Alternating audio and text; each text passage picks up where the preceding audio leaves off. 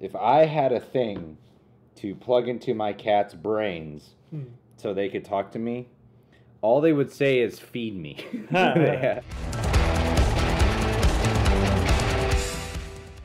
Hey, Reject Nation, Greg Alba here. John Hump. So, a couple of things we wanted to mention before we go into this Dog of Man by David Firth reaction here. One, we are going to Mexico from August 23rd through the 25th, courtesy of Warner Brothers. So, if there's anything big that drops and we don't cover it, that is why. Secondly, one of our reward tiers on Patreon is whatever video you request, we must definitely cover. Ooh. And today comes from a man named Nathan Wilton, who's from Australia.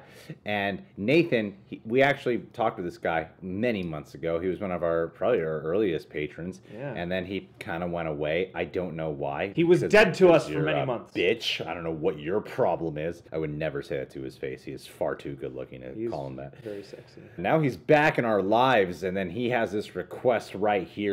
Dog of Man. Already back and already making demands. I mean, if anyone's a dog of man, it's this guy. This is Nathan Wilton, you know, right? this dog is slaying bitches left and right. Serial killer. I'm not talking that he's getting laid. He's killing women, and someone needs to stop this guy as soon as possible. What's the number for the police in Australia? Is it like 99999991111? It's too bad the cops don't have guns.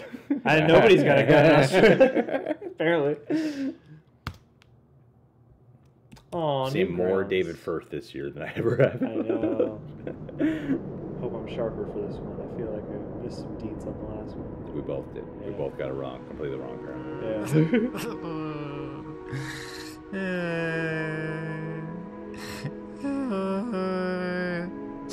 Those lips.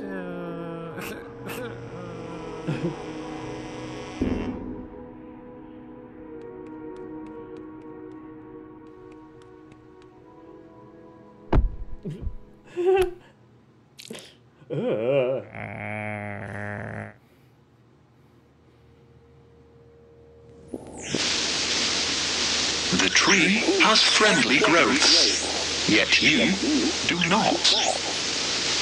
You are terribly sad.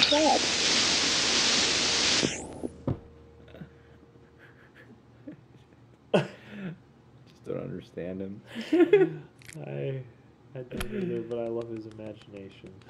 Don't get him.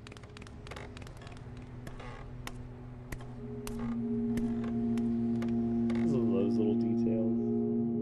It's bother to have the door kind of swinging. No shirt, no shoes necessarily.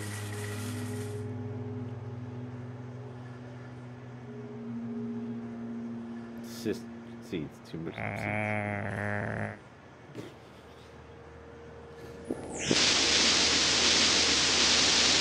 You'd have a true friend if you had your own tumor.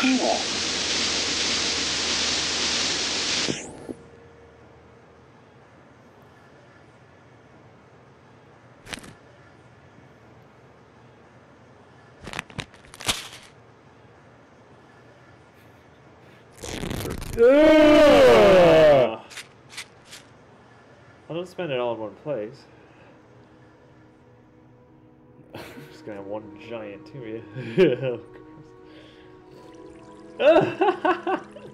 So he's growing the tumor? Yeah, apparently.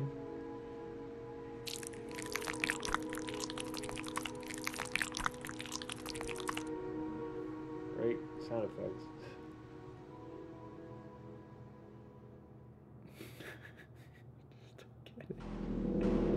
Ugh.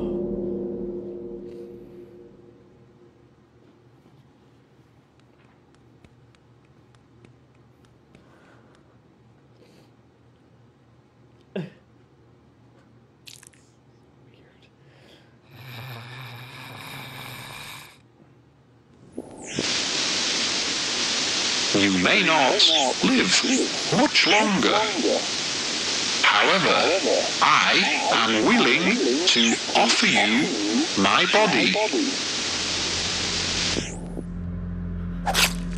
Oh my God! Why? Ah! Like a turd in the wind. Whoa! That's a good knife. It is a great knife, yeah. It doesn't even take any, like, hacking or...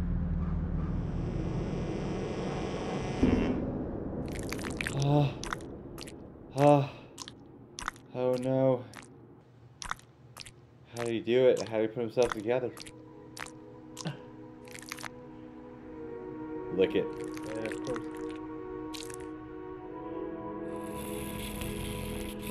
Thank you very much.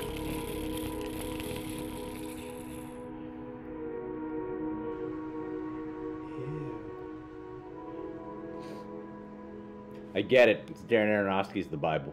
Yeah, totally. It's He's all recreating the Bible the whole time. Allegory of creation. Okay. Locust toy box. All right. All right. So the dog, man's best friend, right? Here we go. Greg attempting to interpret something. Because his work is not open to interpretation. There's only one clear, definitive meaning to anything he does. Okay. Let's figure this out, John. Dog, man's best friend, says he needs a tumor to have a real friend. And in the process, he is now bonded permanently with his best friend because they have become one. Tumors, when someone develops one, causes people that you love to come and seek your attention so you can bond with them before they die. Tumors are good. That's what he's saying. I think I nailed it. I think I nailed it on the head. I feel so enlightened right now. What's your interpretation, John? I have a very clear and solid interpretation, I am sure. I don't know. I mean, part of me started to wonder if it was maybe some kind of weird, messed up allegory about marketing or something. Where, like, they're trying to sell you these things that are really awful for you, and they're pretty obviously awful for you, but, you know, that rhetoric of, like, you'd have a friend if you had your own tumor, so I don't know. This was one of the more obtuse ones. See, the last one we watched, I went back and looked at it, and I really got what we missed, because I think we were talking over, like, one moment that I was like, oh, yeah, that makes it very clear. This, at least as of right now, I don't have a very clear read on. Or it could just be that humans are not reliable as best friends, but dogs are easily Nan's best friend, and they're disloyal to you. Maybe it's about how you shouldn't listen to your dog the way you would your best friend if your dog could communicate with you, because then it's going to persuade you to grow a bunch of tumors inside yourself and then become some kind of chimera hybrid. Yeah, it could be about that dogs really don't have the best intentions for you, that they're really selfish. Yeah, it could be. And they just want you all to themselves. Mm-hmm. So dogs are evil. Yeah. Is what David Firth believes. Well, they got that plant with all the happy little growths on it, you know, and he wants to be just like the plant with all the happy little growths on it. But let's look at this from a realistic perspective. How did he have this invention that could make the dog talk? Where would they get tumor seeds? How did he just rip open his skin like nothing? Why did no one say anything when he just stole the seeds? How come he's shirtless everywhere he goes?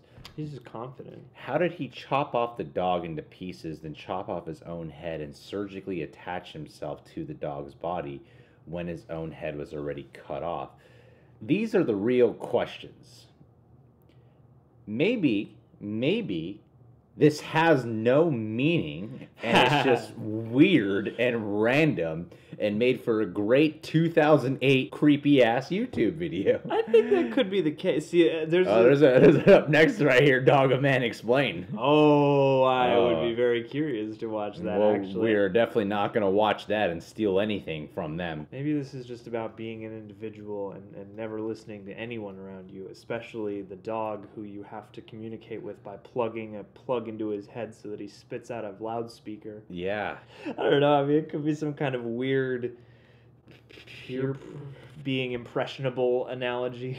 Granted, the video's 10 years old, but maybe it's about how he's against Trump being president. Totally. Yeah. Totally, yeah. I mean, I do just have a general soft spot for things like this that are confidently strange and confidently obtuse. Because, like, you know, this is a piece.